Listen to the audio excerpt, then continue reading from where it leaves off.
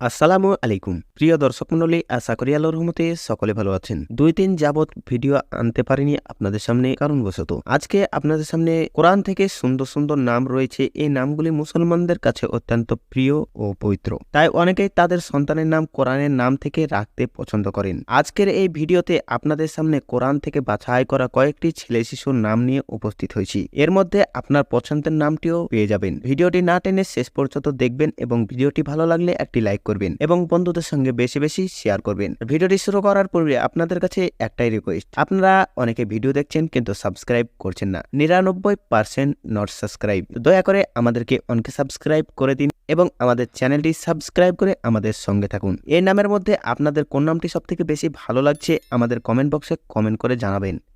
উদার, যার অর্থ সম্মানিত। ফাইসাল, যার অর্থ সিদ্ধান্তমূলক। হানিফ, যার অর্থ প্রকৃত বিশ্বাসী।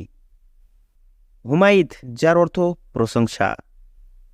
হোসেন, যার অর্থ ইসলামী চিন্তাবিদ। ইরফান, যার অর্থ জ্ঞানী। ইজহার, যার অর্থ জমা বা গ্রহণযোগ্য। জব্বার, যার অর্থ সাহসী। জামাল, যার অর্থ সুদর্শন। জাওয়াদ, যার অর্থ উদার। জুবাইর, যার অর্থ যারা একত্রিত করে। জুনাইদ, যার অর্থ যোদ্ধা। কামিল, যার অর্থ নিখুঁত বা সম্পন্ন। কারিম, যার অর্থ উদার। লুকমান, যার অর্থ নবীর নাম। লুৎফি, যার অর্থ অনুগ্রহ বা দয়া। মুরাদ, যার অর্থ শুভেচ্ছা।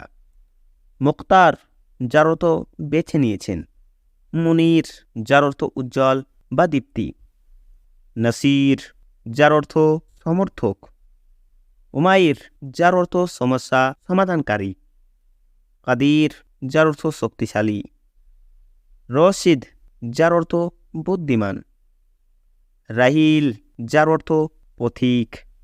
সেলিম, যার অর্থ নিরাপদ। সমীর, যার অর্থ বন্ধু বা সঙ্গী। শহীদ, যার অর্থ সাক্ষী। সৈয়দ, যার অর্থ প্রধান বা নেতা। তাহির, যার অর্থ ধার্মিক। উবাদা, যার অর্থ ইবাদত। ওয়াফিক, যার অর্থ সফল। এর মধ্যে যে কোনো একটি নাম আপনাদের ছেলেদের জন্য রাখতে পারেন। নিঃসন্দেহে কোরআন থেকে বাছাই করা কয়েকটি সুন্দর নাম। তো আজকে এ পর্যন্তই। সকলে ভালো থাকবেন, সুস্থ থাকবেন। দেখা হবে পরের ভিডিওতে। আল্লাহ হাফিজ।